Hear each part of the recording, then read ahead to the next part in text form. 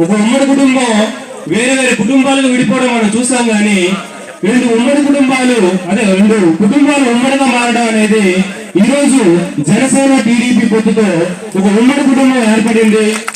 ఈ ఉమ్మడి కుటుంబం సమిష్టిగా కృషి చేసి జగన్మోహన్ రెడ్డిని అదే వైసీపీ ప్రభుత్వాన్ని గద్దెదించి ఈ ఉమ్మడి రెండు పార్టీల యొక్క ప్రభుత్వం ఏర్పడే వరకు మనం తీవ్రంగా ఐకమత్యంతో కృషి చేయాలి. అలాగే ఉదయం చూశాను, వైసీపీ మీటింగ్ ఏదో అయ్యింది, మాది గడ్లపి. అయితే రామ మందిరం దగ్గర ఒక మైక్ ఉంటే బహిరంగంగానే డ్వాక్రా మహిళలని బెదిరించి భయపెట్టి మరి బలవంతంగా మీటింగ్ తీసుకెళ్లారు.